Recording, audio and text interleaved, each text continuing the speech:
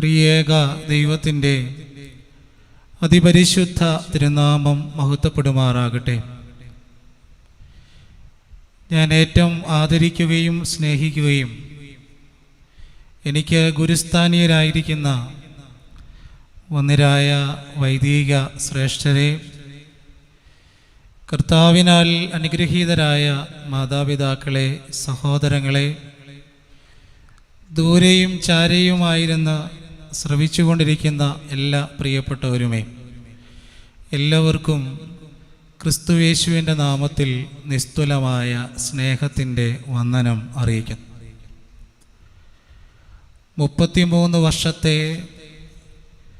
സുവിശേഷത്തിൻ്റെ ചരിത്രം പേറുന്ന ഈ വിശുദ്ധമായ മണ്ണിനോട് ചേർന്ന് പരിശുദ്ധ സഭയുടെ സഭാരത്നം പരിശുദ്ധനായ വട്ടശ്ശേരി ദിവന്നാസ്യോസ് തിരുമേനിയുടെ അനുഗ്രഹീത സാന്നിധ്യവും സ്പർശവുമുള്ള ഈ ദേശത്തോട്, ഈ മണ്ണിനോട് ചേർന്ന് ഇന്നത്തെ ശുശ്രൂഷകൾ നിർവഹിപ്പാൻ തക്കവണ്ണം പരിശുദ്ധ പിതാവിൻ്റെ മധ്യസ്ഥതയിൽ അഭയപ്പെടുകയാണ്. പ്രത്യേകിച്ച് ഞാൻ മുമ്പ് ഓർമ്മപ്പെടുത്തിയതുപോലെ എൻ്റെ ആത്മീയ വഴികളിലൊക്കെ വഴികാട്ടികളായി പ്രോത്സാഹനം നൽകിക്കൊണ്ടിരിക്കുന്ന, പ്രത്യേകിച്ച് ഞാനിപ്പോൾ ശുശ്രൂഷയിലായിരിക്കുന്ന യുവജന പ്രസ്ഥാനത്തിൻ്റെ പ്രസിഡന്റ് അഭിവന്യ ഡോക്ടർ യൂഹാനോൻ മാർ ക്രിസോസ്റ്റമോസ് മെത്രാപ്പൊലീത്ത തിരുമനസ്സുകൊണ്ട് എല്ലാ കാര്യങ്ങളും കരുതലും സ്നേഹവും പ്രോത്സാഹനവും നൽകുന്ന പ്രിയപ്പെട്ട പിതാവാണ്. ഇവിടെ ആയിരിക്കുന്ന മല്ലപ്പള്ളി ദേശത്തോട് ചേർന്ന ശുശ്രൂഷകൾ നിർവഹിക്കുന്ന എല്ലാ വന്ദ്യരായ വൈദിക ശ്രേഷ്ഠരോടും ഇതിൻ്റെ എല്ലാ പ്രിയപ്പെട്ടവരോടുമുള്ള സ്നേഹം അറിയിക്കട്ടെ. നമ്മുടെ ഇന്നത്തെ ധ്യാന ചിന്തയ്ക്കായി ദൈവത്തിൽ ശരണപ്പെടുന്ന പരിശുദ്ധ വേദഭാഗം 1 ദിനവൃത്താന്തം 4-ാം അധ്യായത്തിൻ്റെ 10-ാമത്തെ വാക്യമാണ്. First chronicles chapter 4 versus 10.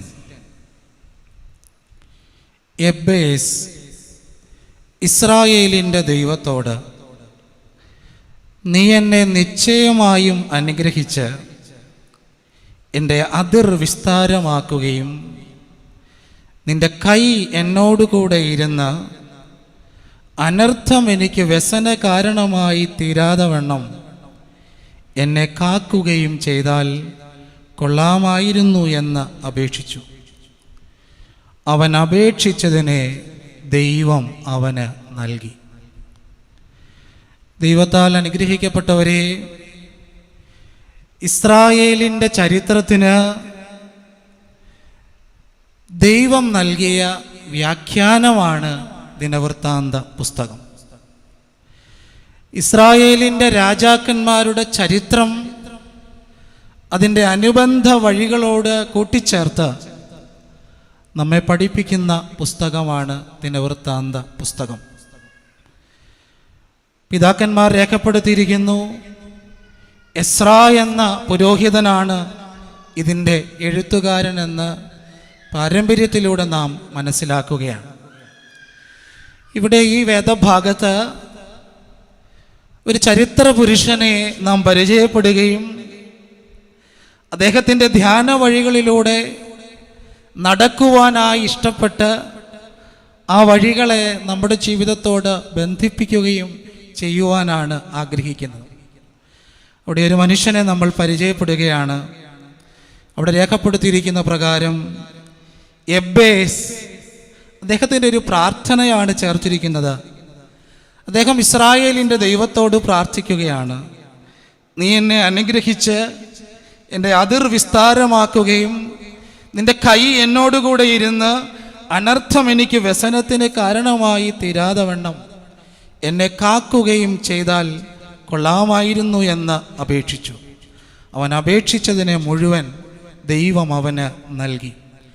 പിതാക്കന്മാർ പഠിപ്പിക്കുകയാണ്, എബ്ബേസ് എന്ന് പറയുന്ന ഈ ചരിത്ര പുരുഷൻ വളരെ കുറച്ച് മാത്രമേ വിശുദ്ധ വേദപുസ്തകത്തിൽ സംസാരിച്ചിട്ടുള്ളൂ. വളരെ കുറച്ച് എന്ന് പറഞ്ഞാൽ വളരെ കുറച്ച് മാത്രം സംസാരിക്കപ്പെട്ട ഒരു ചെറിയ മനുഷ്യനാണ് എബ്ബേസ്. എന്നാൽ നമ്മുടെ ഗോത്രപിതാവായ യാക്കോബിൻ്റെ മക്കളിൽ യഹൂദന്മാരുടെ ഗോത്രത്തിലാണ് യഹൂദന്മാരുടെ മക്കളുടെ വംശാവലിയിലാണ് എബ്ബേസ് ജനിച്ചിരിക്കുന്നത്. അതുകൊണ്ട് ദാവീദിന്റെ ഗോത്രത്തോട് ചേർന്ന്, നമ്മുടെ കർത്താവിൻ്റെ ഗോത്രത്തോട് ചേർന്ന് പിതാക്കന്മാരിൽ ഈ വലിയ ചെറിയ മനുഷ്യനെ നമ്മുടെ ജീവിതത്തോട് ബന്ധിപ്പിക്കുവാനായിട്ട് നമുക്ക് കഴിയട്ടെ എന്ന് പ്രാർത്ഥിക്കുകയാണ്. ഈ വേദഭാഗത്തിൽ മാത്രമാണ് ഈ എബ്ബേസ് എന്ന് പറയുന്ന ചെറിയ മനുഷ്യനെ കുറിച്ച് സംസാരിക്കുന്നത്. 1 ദിനവൃത്താന്തം 2-ാം അധ്യായത്തിൻ്റെ 55-ാമത്തെ വാക്യത്തിൽ എബ്ബേസ് എന്നൊരു വാക്ക് നമുക്ക് കാണുവാനായി കഴിയും. അതൊരു സ്ഥലത്തിൻ്റെ പേരുമാണ്. അങ്ങനെ 2-3 പ്രാവശ്യം മാത്രം രേഖപ്പെടുത്തിയിട്ടുള്ള ഒരു നാമകരണത്തെക്കുറിച്ച്, ഈ വ്യക്തിയെക്കുറിച്ച്, അതിൻ്റെ പ്രത്യേകതകളെക്കുറിച്ച് മാത്രമാണ് നമ്മൾ ചിന്തിക്കുന്നത്. ഈ വേദഭാഗത്തിൻ്റെ 4-ാം അധ്യായത്തിൻ്റെ 9-ാമത്തെ വാക്യത്തിൽ എബ്ബേസ് എന്ന് പറയുന്ന മനുഷ്യൻ്റെ ജീവിതത്തിലെ ഒരു പ്രധാനപ്പെട്ട സവിശേഷത രേഖപ്പെടുത്തിയിട്ടുണ്ട്. 1 ദിനവൃത്താന്തം 4-ാം അധ്യായത്തിൻ്റെ 9-ാമത്തെ വാക്യം.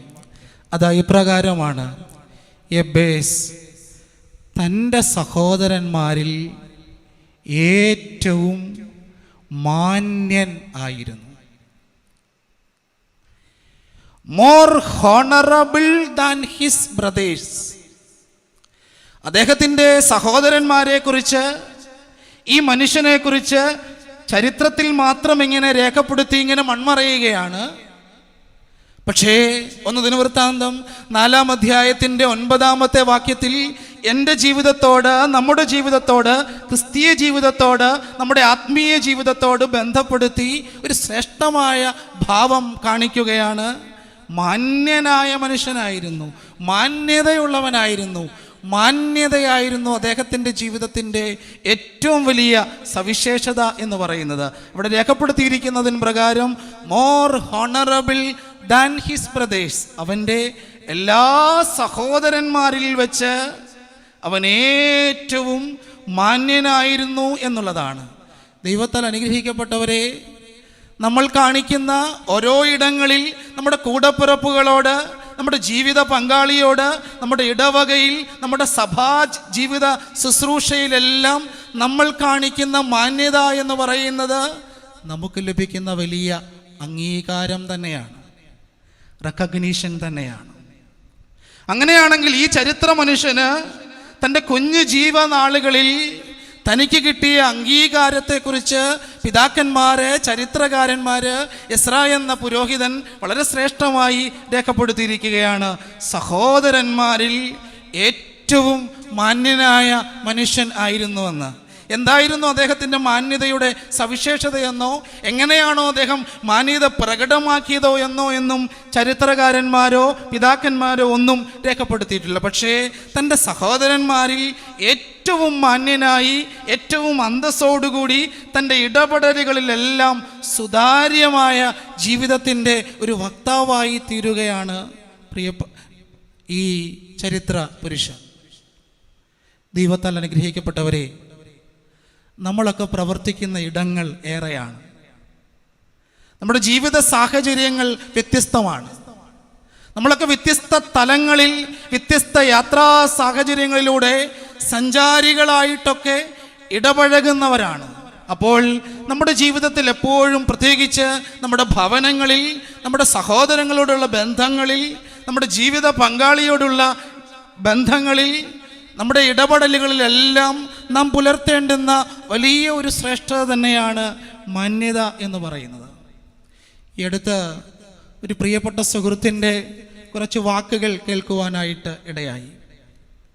അദ്ദേഹം തൻ്റെ വാക്കുകളിലൂടെ പറയുകയാണ്, ഒരു വീട്ടിലെ 2 ആൺമക്കൾ, അവർ സന്തോഷത്തോടുകൂടിയാണ് ജീവിച്ച് വളർന്നു വന്നത്.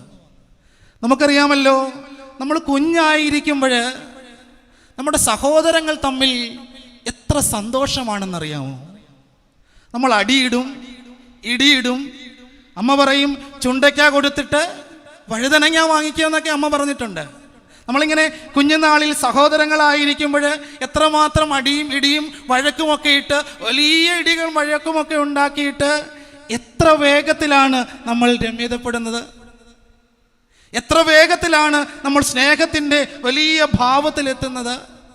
ആ പ്രിയപ്പെട്ട സഹോദരൻ പറയുകയാണ്, ഇങ്ങനെയുള്ള രണ്ട് സഹോദരങ്ങളിൽ ഈ രണ്ട് സഹോദരങ്ങൾ ഏറ്റവും അടുത്ത രണ്ട് വീടുകളിലാണ് താമസിക്കുന്നത്.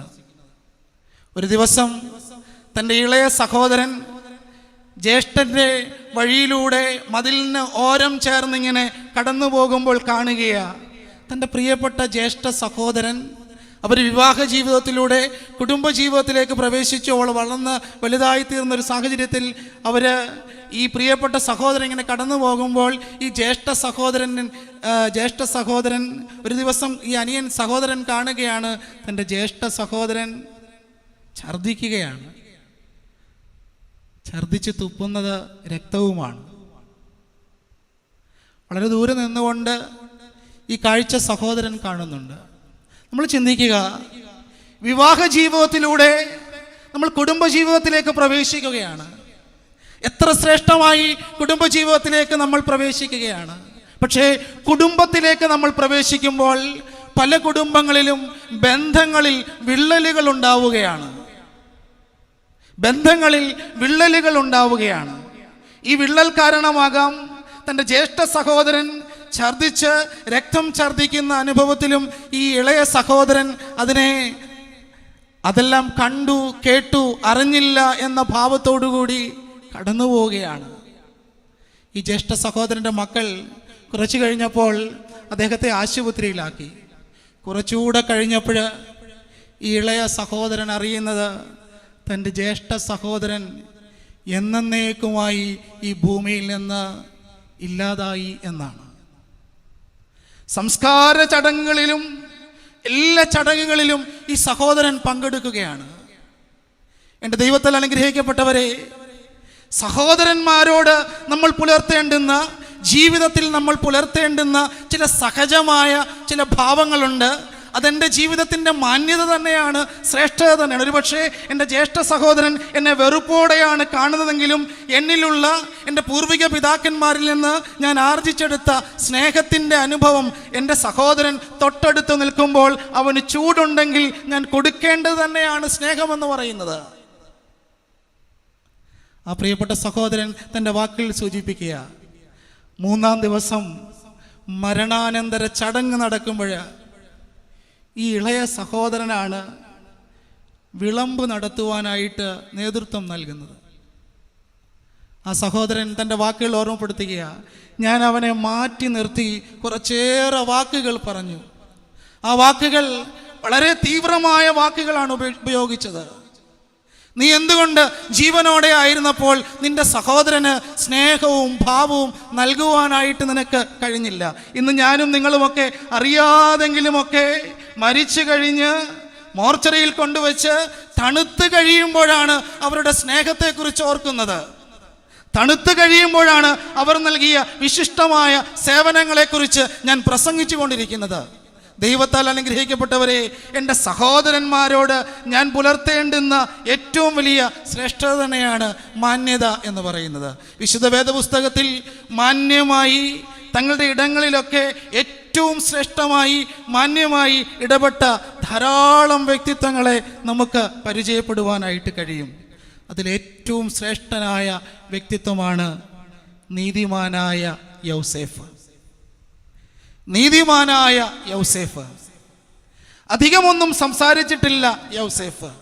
പക്ഷേ യൗസേഫ് തൻ്റെ ജീവിതം കൊണ്ട് വലിയ മാതൃകയായി തീർന്ന് നിശബ്ദനായി നമ്മളോടൊക്കെ ഇന്നും സംസാരിച്ചു കൊണ്ടിരിക്കുന്ന വലിയ വിശുദ്ധനാണ് നീതിമാനായ യൗസേഫ്. യൗസേഫിനോട് ദൈവത്തിൻ്റെ മാലാഖ ഇങ്ങനെയാ പറഞ്ഞത്, നിന്റെ ഭാര്യയായ മറിയത്തിനെ ചേർത്തുകൊള്ളുവാൻ നിനക്ക് ശങ്ക വേണ്ട. നിന്റെ ഭാര്യയായ മറിയത്തിനെ ചേർത്തുകൊള്ളുവാൻ നിനക്ക് ശങ്ക വേണ്ട. അതിനു മുമ്പ് രേഖപ്പെടുത്തിയിരിക്കുക, അവനു വേണ്ടി വിവാഹം നിശ്ചയിച്ചിരിക്കുന്ന പെൺകുട്ടിയെ അവൻ രഹസ്യമായി ഉപേക്ഷിക്കുവാൻ തീരുമാനിച്ചു എന്നാണ്. അവൻ്റെ മാന്യതയുടെ, നീതിമാനായ യൗസേഫിൻ്റെ മാന്യമായ ജീവിതത്തിൻ്റെ ഏറ്റവും വലിയ സവിശേഷതയാണ് തനിക്ക് വേണ്ടി വിവാഹം നിശ്ചയിക്കപ്പെട്ടിരുന്ന പെൺകുട്ടിയെ രഹസ്യമായി ഉപേക്ഷിക്കുവാൻ തീരുമാനിച്ചു. ആ രാത്രിയിലാണ് ദൈവത്തിൻ്റെ ദൂതൻ അവനോട് രഹസ്യം വെളിപ്പെടുത്തിയത്. നമ്മൾ ചിന്തിക്കണം, രഹസ്യമായി ഉപേക്ഷിക്കുവാൻ തീരുമാനിച്ചപ്പോൾ ദൈവത്തിൻ്റെ ദൂതൻ അവനോട് രഹസ്യമായി സംസാരിച്ചു. രഹസ്യമായി സംസാരിച്ചത് ഇങ്ങനെയാണ്: നിനക്ക് വേണ്ടി വിവാഹം നിശ്ചയിച്ചിരിക്കുന്ന പെൺകുട്ടി ഗർഭിണിയായിരിക്കുന്നത് പരിശുദ്ധാത്മാവിനാൽ ആകുന്നു. അതൊരു വലിയ രഹസ്യമാണ്. ആ രഹസ്യത്തെ പൂർണ്ണമായും ഉള്ളിൽ വഹിച്ചുകൊണ്ട് പിറ്റേ ദിവസം പരസ്യമായി അവളെ സ്വീകരിക്കുവാൻ തയ്യാറായവനാണ് യൗസേഫ്. തകർന്നടിഞ്ഞു പോകാവുന്ന എല്ലാ ദുരന്തങ്ങളുടെയും മധ്യത്തിൽ, ആപത്തുകളുടെയും ദുരന്തങ്ങളുടെയും വേദനകളുടെയും ഒക്കെ മധ്യത്തിൽ ദൈവനിയോഗങ്ങൾക്ക് മുമ്പിൽ ഹൃദയം തുറക്കുന്ന ഒരു മനുഷ്യനാണ് നീതിമാനായ യൗസേഫ്. ദൈവത്താൽ അനുഗ്രഹിക്കപ്പെട്ടവരെ, രഹസ്യമാണ് നമ്മുടെ എല്ലാ കൂദാശകളും. ഒരു വിവാഹ കൂദാശയിലൂടെ എനിക്ക് എൻ്റെ ജീവിത പങ്കാളിയെ നൽകിയപ്പോൾ രഹസ്യമായിട്ടാണ് ദൈവത്തിൻ്റെ പരിശുദ്ധ റൂഹ ആവസിച്ച് ഇറങ്ങി വന്ന് പരിശുദ്ധാത്മ നൽവരം നൽകി ഞങ്ങളെ തമ്മിൽ യോജിപ്പിച്ചത്. അതുകൊണ്ടാണ് ദൈവം പറയുന്നത്, ദൈവം സംയോജിപ്പിച്ചതിനെ മനുഷ്യൻ വേർപിരിക്കരുത് എന്ന് പറയുന്നത്. സംയോജനവും സങ്കലനവും വളരെ രഹസ്യമായി, ലോകത്തിൻ്റെ ഒരു ശക്തിക്കും അളക്കുവാൻ കഴിയാതെ രഹസ്യമായി വെളിപ്പെടുകയാണ്. പരസ്യ സമൂഹത്തിൻ്റെ മുമ്പിൽ ഞാൻ എൻ്റെ ഭാര്യയെ, എൻ്റെ ജീവിത പങ്കാളിയെ എന്നേക്കുമായി സ്വീകരിക്കുകയാണ്. ദൈവത്താൽ അനുഗ്രഹിക്കപ്പെട്ടവരെ, നമ്മുടെ എല്ലാ കൂദാശകളും രഹസ്യമായിട്ടാണ് നമുക്ക് വെളിപ്പെടുത്തി നൽകിക്കൊണ്ടിരിക്കുന്നത്. ഒരു പരസ്യ സമൂഹത്തിൻ്റെ മുമ്പിലാണ് എല്ലാ കൂദാശകളും നമുക്ക് വെളിപ്പെട്ടു വരുന്നത്. അതിൻ്റെ രഹസ്യം മുഴുവൻ പൂർണ്ണമായും ഗ്രഹിക്കുവാൻ കഴിയണം. അതുകൊണ്ടാണ് യൗസേഫ് പിതാവിനോട് ദൈവത്തിൻ്റെ മാലാഖ പറയുകയാണ്, നിന്റെ ഭാര്യയായ മറിയത്തിനെ ചേർത്ത് കൊള്ളുവാൻ ശങ്ക വേണ്ട എന്ന്. എത്ര മാന്യമായിട്ടാണ് ദുരന്ത അനുഭവങ്ങളെ അവൻ സ്വീകരിച്ച് ഇന്ന് ഭൂമിയിൽ മുഴുവൻ അംഗീകാരമുള്ള വിശുദ്ധനായി, നീതിമാനായി, നിശബ്ദതയുടെ വലിയ ശബ്ദമായി ഇന്നും കുടികൊള്ളുകയാണ് നീതിമാനായ വിശുദ്ധനായ യൗസേഫ്. മാവേലിക്കരയിൽ ഒരു കുടുംബം 10-15 വർഷങ്ങൾക്ക് മുമ്പ് വിശുദ്ധമായ വിവാഹ കൂദാശയിലൂടെ അവരുടെ കുടുംബജീവിതത്തിലേക്ക് പ്രവേശിച്ചു. ഈ മണവാളൻ വിവാഹമൊക്കെ കഴിഞ്ഞതിന് ശേഷം അദ്ദേഹത്തിന് ഗൾഫിലാണ് ജോലി. 1.5 മാസത്തിന് ശേഷം തിരിച്ച് വിദേശത്ത് ജോലിക്കായിട്ട് പോയി. കുറച്ച് നാൾ കഴിഞ്ഞപ്പോൾ അദ്ദേഹത്തിന് അവിടെ വച്ച് വലിയൊരു അപകടമുണ്ടായി. അദ്ദേഹത്തിൻ്റെ അരയ്ക്ക് താഴെ തളർന്നു പോകുന്ന വിധത്തിൽ വലിയൊരു അപകടമാണ് സംഭവിച്ചത്. ആ നാട്ടിലുള്ള ആശുപത്രിയിലെ ചികിത്സകൾക്കൊക്കെ ശേഷം തിരിച്ച് ആ യുവാവ് നാട്ടിലേക്ക് വന്നു. 15 വർഷങ്ങളായിട്ട് ആ പെൺകുട്ടി ഇന്നും ആ പ്രിയപ്പെട്ട ഭർത്താവിനെ ശുശ്രൂഷിച്ചു കൊണ്ടിരിക്കുകയാണ്. ദൈവം എന്നെ ഏൽപ്പിച്ച രഹസ്യം, പരസ്യ സമൂഹത്തിൻ്റെ മുമ്പിൽ ദൈവം എന്നെ ഏൽപ്പിച്ച രഹസ്യം, നിനക്ക് ഭാര്യയായി, നിനക്ക് ഭർത്താവായി നൽകിയിരിക്കുന്നവളെ ചേർത്ത് കൊള്ളുവാൻ ശങ്ക വേണ്ട, അല്പം പോലും ശങ്ക വേണ്ട. സംശയമെല്ലാം സ്നേഹത്തിൻ്റെ മുൻപിൽ തോറ്റുപോവുകയാണ്. പലപ്പോഴും എനിക്ക് എൻ്റെ ഭാര്യയെക്കുറിച്ച് ചില സംശയങ്ങൾ തോന്നിയേക്കാം, എൻ്റെ ഭർത്താവിനെ കുറിച്ച് ചില സംശയങ്ങൾ തോന്നിയേക്കാം. പക്ഷേ എല്ലാ സംശയങ്ങളും സ്നേഹത്തിൻ്റെ മുമ്പിൽ തോറ്റുപോകുമെന്നുള്ളതിന് യാതൊരു സംശയവുമില്ല. ദൈവത്താൽ അനുഗ്രഹിക്കപ്പെട്ടവരെ, 15 വർഷത്തിലധികമായി ആ പ്രിയപ്പെട്ട പെൺകുട്ടി ഒരാരാധനയും മുടക്കിയിട്ടില്ല. അവൾ എന്നോട് പറഞ്ഞു, അച്ഛാ, ഞാൻ പണ്ട് കുഞ്ഞായിരുന്നപ്പോൾ ഒരു സിസ്റ്റർ പ്രസംഗിച്ചു. ആ സിസ്റ്ററിൻ്റെ പ്രസംഗം ഇങ്ങനെയായിരുന്നു: 5-ാമത്തെ സുവിശേഷത്തെക്കുറിച്ചാണ് സിസ്റ്റർ പ്രസംഗിച്ചത്. 5-ാമത്തെ സുവിശേഷം ഉണ്ടോ? ഇല്ല. 4 സുവിശേഷങ്ങൾ മാത്രമേ എഴുതിയിട്ടുള്ളൂ, നമ്മൾ പഠിച്ചിട്ടുള്ളൂ. അത് ക്രിസ്തുവിൻ്റെ ജീവിതവുമാണ്. പക്ഷേ 5-ാമത്തെ സുവിശേഷം എന്താണെന്ന് അവൾ പറയും. ജീവിതമാണ് 5-ാമത്തെ സുവിശേഷം. എൻ്റെ ജീവിതത്തോട് ചേർത്ത് പിടിക്കുവാൻ ചില സങ്കട വഴികൾ ഒരുപക്ഷെ ദൈവം നൽകിയിട്ടുണ്ട്.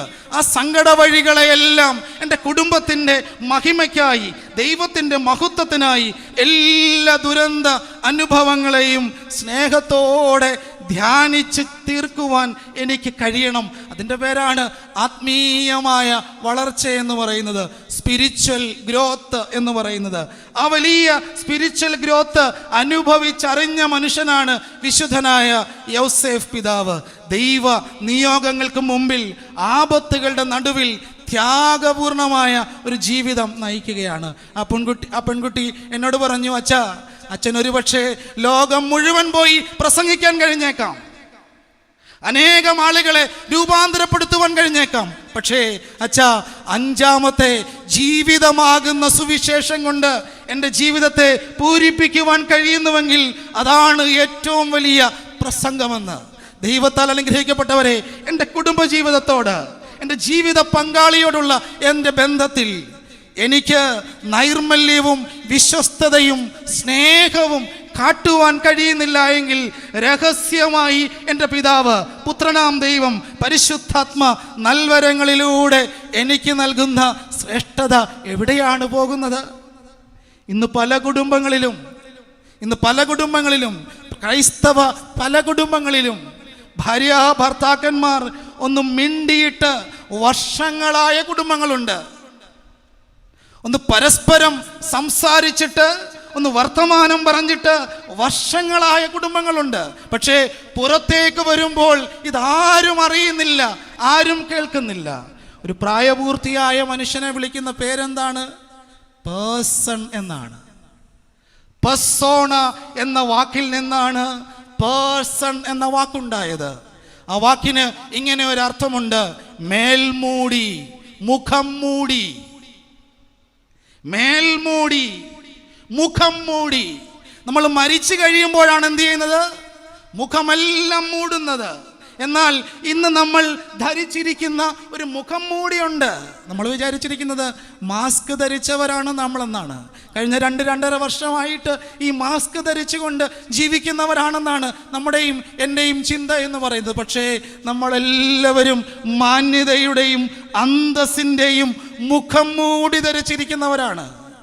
നമ്മൾ പുറം ലോകത്തേക്ക് വരുമ്പോൾ വലിയ അംഗീകാരം നേടുവാൻ വേണ്ടി, വലിയ സദസ്സുകളിൽ അംഗീകാരം നേടുവാൻ വേണ്ടി, വലിയ സ്ഥാനങ്ങളിൽ അംഗീകാരം നേടുവാൻ വേണ്ടി അവിടെയെല്ലാം ചില കപടതകൾ മാത്രമാണ് എൻ്റെയും നിങ്ങളുടെയും ജീവിതത്തിൽ ഉണ്ടാകുന്നത്. അതുകൊണ്ട് ദൈവത്താൽ അനുഗ്രഹിക്കപ്പെട്ടവരെ, യൗസേഫ് പിതാവ്, യബ്ബേസ് എന്ന് പറയുന്ന വലിയ മനുഷ്യനുമൊക്കെ നമ്മളോട് പഠിപ്പിക്കുന്നത് മേൽമൂടികൾ ഉരിഞ്ഞു വീഴണം എന്ന് തന്നെയാണ്. മറ്റുള്ളവരെ ബോധ്യപ്പെടുത്തുവാൻ തിടുക്കം കാട്ടുന്ന ഒന്നാണ് ഈ മേൽമൂടി എന്ന് പറയുന്നത്. അതുകൊണ്ട് നമുക്കറിയാം, കുഞ്ഞുങ്ങളെ പേഴ്സൺ എന്ന് വിളിക്കാറില്ല. അതുകൊണ്ട് കർത്താവ് പറഞ്ഞത്, നിങ്ങൾ തിരിഞ്ഞ് ഈ ശിശുക്കളെ പോലെ ആകുവിൻ. നിങ്ങൾ തിരിഞ്ഞ് ശിശുക്കളെ പോലെ ആകുവിൻ. എന്താ അതിൻ്റെ അർത്ഥം? നമ്മുടെയൊക്കെ ഏറ്റവും വലിയ ആഗ്രഹം എന്താ? സ്വർഗത്തിൽ പോകണമെന്ന ആഗ്രഹം, സ്വർഗത്തിൽ പോകണമെന്ന ആഗ്രഹം. പക്ഷെ ഒരു കുഞ്ഞ് ഈ ഭൂമിയിൽ സ്വർഗം പണിഞ്ഞുകൊണ്ടിരിക്കുകയാണ്. ഒരു കുഞ്ഞ് ഈ ഭൂമിയിൽ തൻ്റെ ജീവിതം കൊണ്ട്, തൻ്റെ നൈർമല്യം കൊണ്ട്, തൻ്റെ അന്തസ്സുള്ള ജീവിതം കൊണ്ട്, തൻ്റെ മാന്യമാകുന്ന ജീവിതം കൊണ്ട് സ്വർഗം പണിഞ്ഞുകൊണ്ടിരിക്കുകയാണ്. പ്രായപൂർത്തിയായ ഒരു പേഴ്സണായ ഞാൻ മേൽമൂടി ധരിച്ചുകൊണ്ട് സ്വർഗത്തിലേക്ക് പോകുവാൻ വെമ്പൽ കൊള്ളുകയാണ്, സ്വർഗത്തിലേക്ക് എത്തുവാൻ പ്രയാണം ചെയ്യുകയാണ്. പക്ഷേ ഈ കുഞ്ഞോ അവനവൻ്റെ ഭൂമിയിൽ നിന്നുകൊണ്ട് സ്വർഗം കാണിച്ചു തരികയാണ്. എങ്ങനെയാണ് ഭൂമിയിൽ സ്വർഗം പണിയുവാൻ കഴിയുന്നത് എന്ന്. ഇന്നത്തെ ലോകത്തിൻ്റെ ഏറ്റവും വലിയ ശാപമാണ് കപടത എന്ന് പറയുന്നത്. ഇന്ന് ഏറ്റവും വലിയ കച്ചവടം നടന്നുകൊണ്ടിരിക്കുന്നത് അറിവിൽ നിന്നാണ്. അറിവിൻ്റെ കപടതയുടെ ലോകത്തിലാണ് ഞാനും നിങ്ങളും ജീവിച്ചുകൊണ്ടിരിക്കുന്നത്. അറിവ് കച്ചവടമാകുന്ന ലോകത്തിലാണ് ഞാനും നിങ്ങളും ജീവിച്ചുകൊണ്ടിരിക്കുന്നത്. ചിന്തിക്കുക, ഏതെല്ലാം തലങ്ങളിൽ നിന്ന് അറിവ് കച്ചവടമായിക്കൊണ്ടിരിക്കുന്നു. അറിവിനെ കുറിച്ച് പറയുന്നത് അറിവ് അയാൾക്ക് മാത്രമായിട്ടുള്ളതല്ല, പിന്നെയോ ലോകത്തിന് തിരിച്ചു നൽകേണ്ടതാണ് അറിവ് എന്ന് പറയുന്നത്. ലോകത്തിന് തിരിച്ചു നൽകേണ്ടതാണ് അറിവ് എന്ന് പറയുന്നത്. ഒരു ഡോക്ടർ തൻ്റെ ബുദ്ധി ഉപയോഗിച്ച്, ജ്ഞാനം ഉപയോഗിച്ച്, സ്പെഷ്യലൈസ് ചെയ്ത് അറിവുകളൊക്കെ നേടുമ്പോൾ, പ്രിയപ്പെട്ട ആതുര ശുശ്രൂഷ പ്രവർത്തകനെ, നിന്റെ അറിവ്, എൻ്റെ അറിവ് ഒരിക്കൽ പോലും കച്ചവടമായി മാറരുത്. ആ അറിവ് പിതാക്കന്മാരും പ്രിയപ്പെട്ടവരും രേഖപ്പെടുത്തുകയാ. ആ അറിവ് ലോകത്തിന് തിരിച്ച് നൽകുമ്പോഴാണത് കാരുണ്യമായി മാറുന്നത്. അത് ലോകത്തിന് തിരിച്ചു നൽകുമ്പോഴാണ് കാരുണ്യമായി മാറുന്നത്. അതുകൊണ്ട് അറിവ് എന്ന് പറയുന്നത് ഏകതയുടെ അടിസ്ഥാനമാണ്, ഒന്നിൻ്റെ അടിസ്ഥാനമാണ്, ഒന്നാക്കി തീർക്കുന്നതാണ് അറിവ് എന്ന് പറയുന്നത്. നേടുവാൻ ആർക്കും കഴിയും, നമുക്കെല്ലാവർക്കും നേടിയെടുക്കുവാൻ കഴിയും. പക്ഷേ കൊടുക്കുവാൻ കഴിയുന്നതാണ് സാഫല്യം. കൊടുക്കുവാൻ കഴിയുന്നതാണ് സാഫല്യം. യൗസേഫ് പിതാവിൻ്റെ മാന്യത അതാണ് നമ്മെ പഠിപ്പിച്ചു കൊണ്ടിരിക്കുന്നത്. ആ വിശുദ്ധിയുടെ സാംശീകരണം നമ്മെ പഠിപ്പിച്ചു കൊണ്ടിരിക്കുന്നത്. വളരെ കുറഞ്ഞ നാളുകളിൽ മാത്രം വിശുദ്ധ വേദപുസ്തകത്തിൽ നിശബ്ദനായി ജീവിച്ചിരുന്ന വിശുദ്ധനായ യൗസേഫ് എബ്ബേസ് പിതാവിൻ്റെ മാന്യതയുടെ അംശത്തെ യൗസേഫ് പിതാവിൻ്റെ മാന്യതയോട് ചേർത്ത് നിർത്തിക്കൊണ്ട് അതിൻ്റെ തനിമ നമുക്ക് വെളിപ്പെടുത്തുവാനായിട്ട് ശ്രമിക്കുകയുമാണ്. എങ്ങനെയാണ് ഈ മേൽമൂടി ഒന്ന്, മുഖം മൂടി ഒന്ന് അഴിഞ്ഞു വീഴുന്നത്? എങ്ങനെയാണ് ഈ മേൽമൂടി ഒന്ന്, മുഖം മൂടി ഒന്ന് അഴിഞ്ഞു വീഴുന്നത്? ഞാനും നിങ്ങളും ദിനംതോറും പറയുകയാണ് ഈ മാസ്ക് ഒന്ന് അഴിച്ചു വയ്ക്കണമെന്ന്. അല്പം ഒന്ന് അഴിച്ചു വയ്ക്കുമ്പോൾ എന്ത് റിലാക്സേഷനാണ് എനിക്ക് ലഭിക്കുന്നത്. അതുകൊണ്ട് ഈ മേൽമൂടി, മുഖം മൂടി ഒന്ന് അഴിഞ്ഞു മാറണമെന്ന് ഞാൻ ആഗ്രഹിക്കുകയാണ്. ദൈവത്താൽ അനുഗ്രഹിക്കപ്പെട്ടവരെ, ചിലയിടങ്ങളിലൊക്കെ ഞാൻ കാണിക്കുന്ന കപടത, മേൽമൂടി എങ്ങനെയാണ് അഴിഞ്ഞു വീഴുന്നത്?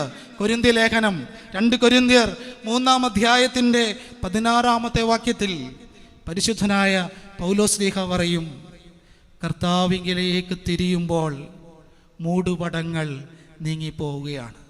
Return to God.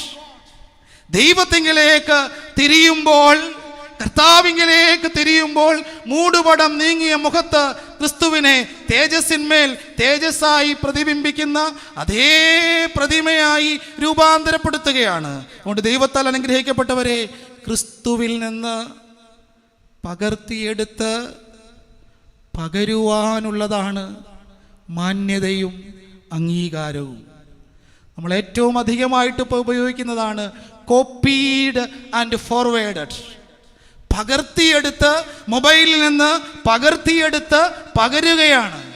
എല്ലാ കാര്യങ്ങളും ഇന്ന് പകർത്തിയെടുത്ത് പകരുന്നവരാണ് നമ്മൾ.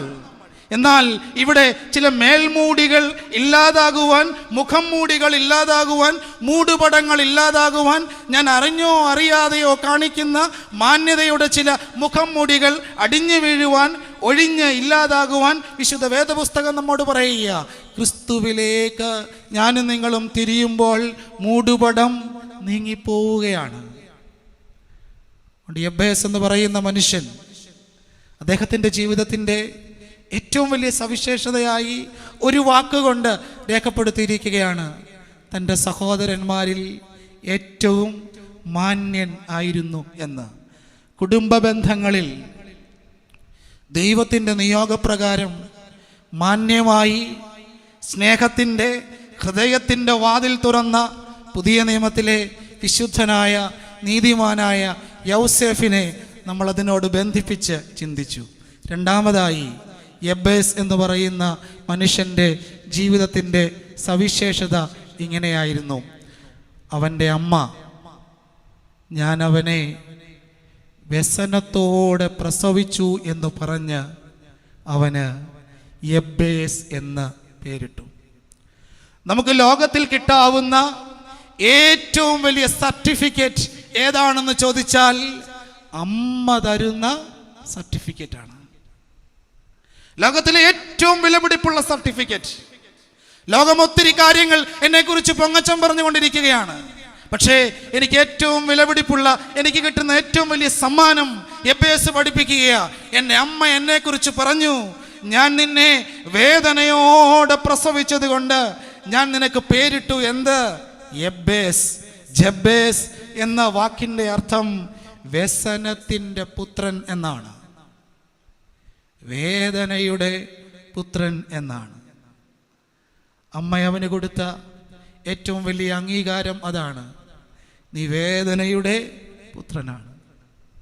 നമ്മുടെ ശവസംസ്കാര ശുശ്രൂഷയിൽ, പ്രത്യേകിച്ച് സ്ത്രീകളുടെ ശവസംസ്കാര ശുശ്രൂഷയിൽ പാടുന്ന ഗീതത്തിൽ ഇങ്ങനെയാണ് രേഖപ്പെടുത്തിയിരിക്കുന്നത്: നാരികൾ അത്യധികം വ്യഥയിൽ നാൾ പോക്കി വേദനയോട് സുതരെ പ്രസവിച്ചിടുന്നു. സ്ത്രീ, അമ്മ ഏറ്റവും വലിയ വേദനയോടുകൂടിയാണ് ഓരോ ദിവസവും കഴിയുന്നത്.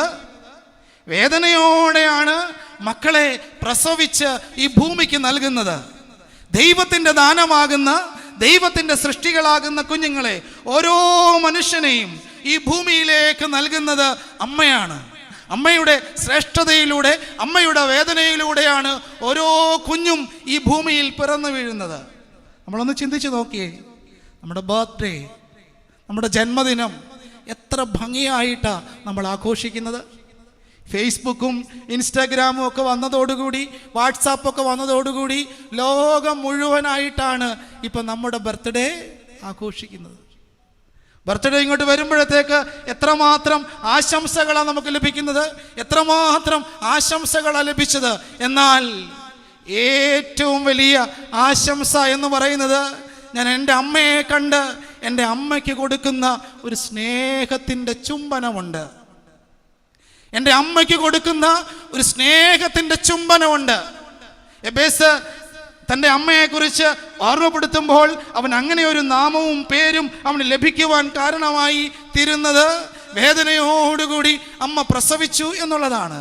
എൻ്റെ അമ്മ എന്നെ പ്രസവിച്ച സമയത്ത് ഏറ്റവും അധികം അമ്മ കരഞ്ഞതാണ് എന്നെ ചൊല്ലി. എൻ്റെ അമ്മ എന്നെ ചൊല്ലി ഏറ്റവും കരഞ്ഞതാണ്. ഞാൻ കരഞ്ഞപ്പോൾ, ജീവനുള്ളൊരു കുഞ്ഞിനെ എനിക്ക് കിട്ടിയല്ലോ എന്ന് പറഞ്ഞ് അമ്മ ഏറ്റവും അധികം കരഞ്ഞിട്ടുണ്ട്. ഞാൻ കരയുന്നത് കണ്ട് അമ്മ സന്തോഷിച്ചിട്ടുണ്ട്.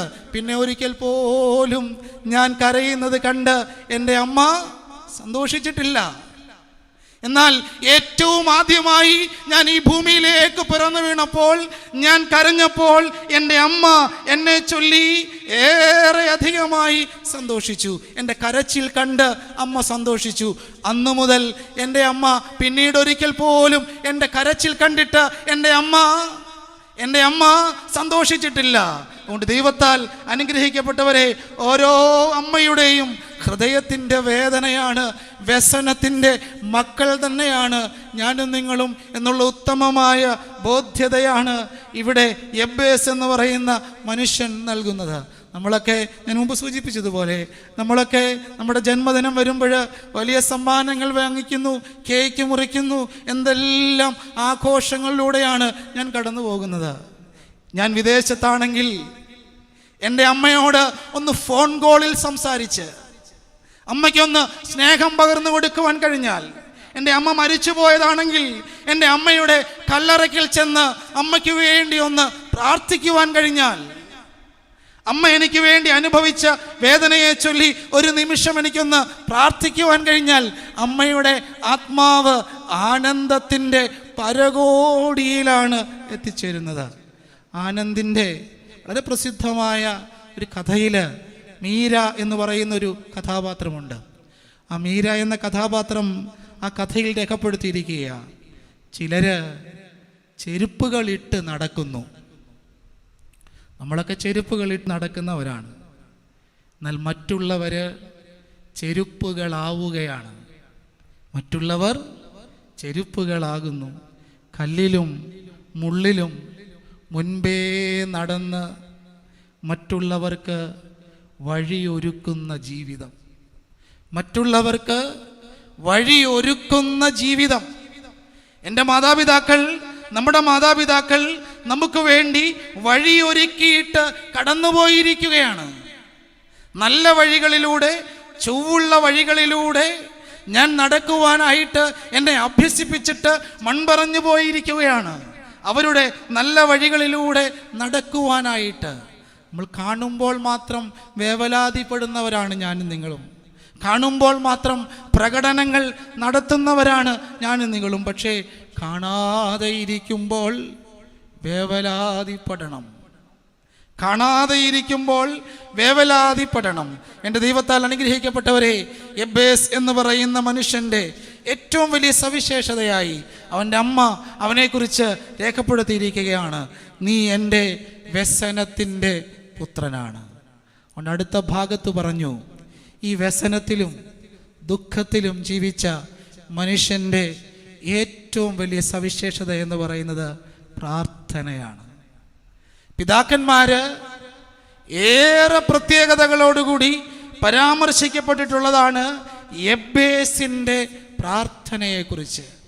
വേദനയിലൂടെ, ഭാരത്തിലൂടെ, സങ്കടത്തിലൂടെ, ദുഃഖത്തിലൂടെ കടന്നുപോയ ഒരു മനുഷ്യൻ ഏറ്റവും ആശ്രയമായി കണ്ടത്. അതുകൊണ്ടാണ് 10ാമത്തെ വാക്യം ആരംഭിച്ചത് തന്നെ ഇങ്ങനെയാണ്, യബ്ബേസ് ഇസ്രായേലിൻ്റെ ദൈവത്തോട്. വേദനയിലൂടെ കടന്നു പോകുന്ന ഒരു മനുഷ്യൻ യബ്ബേസ് ഇങ്ങനെയാണ് ചെയ്തത്, ഇസ്രായേലിൻ്റെ ദൈവത്തോട്. അവൻ്റെ 1ാമത്തെ പ്രാർത്ഥന ഇങ്ങനെയാണ്, അനർത്ഥം എനിക്ക് വ്യസനത്തിന് കാരണമാകാതിരിക്കുവാൻ കർത്താവിൻ്റെ കൈ എന്നോട് കൂടെയിരിക്കണം. അനർത്ഥം എനിക്ക് ദുഃഖത്തിന് കാരണമാകാതിരിക്കുവാൻ ദൈവത്തിൻ്റെ കൈ എന്നോട് കൂടെയിരിക്കണം.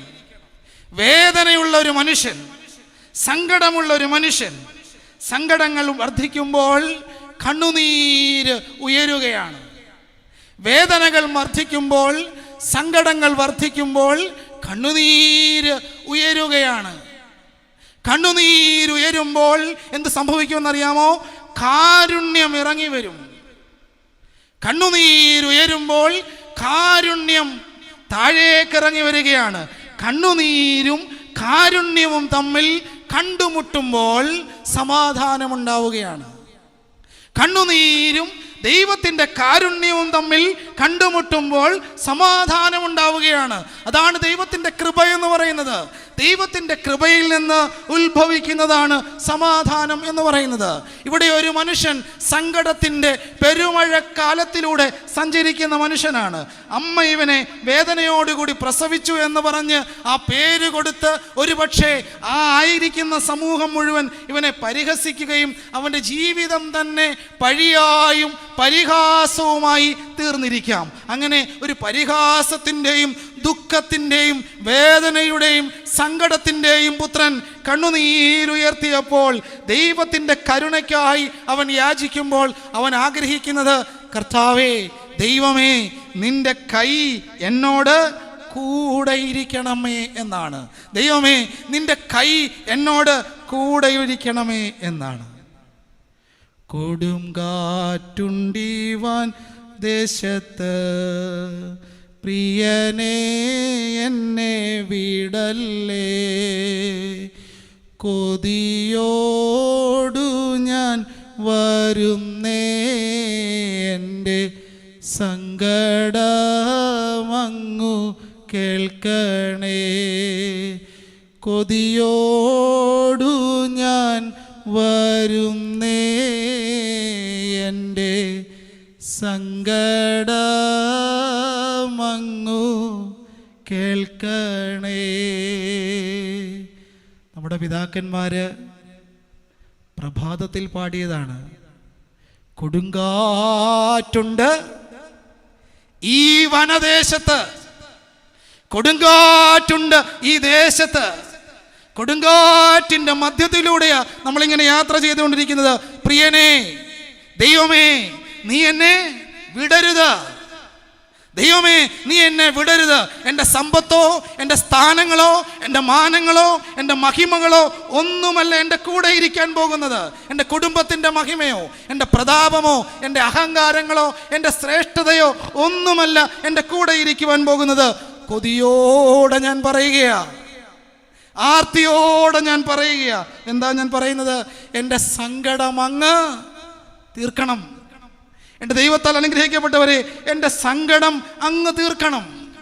ഞാൻ വിചാരിച്ചത് 8 ക്രമങ്ങളൊക്കെ ലഭിച്ച്, 8 ശുശ്രൂഷകളൊക്കെ ലഭിച്ച്, എന്നെ ഇങ്ങനെ നഗരി കാണിക്കലൊക്കെ നടത്തി, എന്നെ വസ്ത്രങ്ങളൊക്കെ ധരിപ്പിച്ച്, കാപ്പയൊക്കെ ധരിപ്പിച്ച്, എന്നെ ഇങ്ങനെ ദേശം നിന്ന് ദേശത്തേക്ക് കൊണ്ടുപോയിട്ടാണ് എന്നെ സംസ്കരിക്കുന്നതെന്നാണ് ഞാൻ ചിന്തിച്ചത്. എന്നെ സംസ്കരിക്കുന്നത് എന്താണ് ഞാൻ ചിന്തിച്ചത്. പക്ഷെ ദൈവം പറയും, മൂഢനായ മനുഷ്യ, ഇന്ന് രാത്രിയിൽ ഞാൻ നിന്റെ ജീവനെ ചോദിച്ചാൽ, ഗവൺമെന്റ് എന്ത് നിയമമാണോ നിശ്ചയിക്കുന്നത് ആ പ്രോട്ടോകോൾ പ്രകാരം പ്ലാസ്റ്റിക്കിൽ കെട്ടിപ്പൊതിഞ്ഞ് എവിടെയെങ്കിലും കൊണ്ടുപോയി കളയാൻ പറഞ്ഞാൽ കളയാൻ വിധിക്കപ്പെട്ടവനായിരിക്കാം ഒരുപക്ഷേ ഞാൻ. ദൈവത്തിൻ്റെ നിശ്ചയം എന്താണെന്നോ, ദൈവത്തിൻ്റെ പദ്ധതികൾ എന്താണെന്നോ എനിക്കും നിങ്ങൾക്കും അറിയുകയില്ല. അതുകൊണ്ട് കൊടുങ്കാറ്റും പെരുമഴയും ഒഴുകി വരുന്ന ഈ സാഹചര്യങ്ങളിൽ എൻ്റെ പ്രിയനാകുന്ന ദൈവമേ, എൻ്റെ സങ്കടങ്ങളിൽ നീ എന്നോട് കൂടെ ഇരിക്കണമേ. എൻ്റെ അനർത്ഥങ്ങളിൽ, എൻ്റെ വേദനകളിൽ നീ എന്നോട് കൂടെ ഇരിക്കണമേ. ഞാൻ കണ്ണുനീരുയർത്തുമ്പോൾ കാരുണ്യം ഇറങ്ങി വന്ന് എന്നെ സന്ദർശിക്കണമേ. എനിക്ക് ശിഷ്ടകാലത്ത് സമാധാനത്തോടെ ആയിരിക്കുവാൻ തക്കവണ്ണം എന്നെ ഇടയാക്കണമേ എന്ന് നമുക്ക് പ്രാർത്ഥിക്കാം.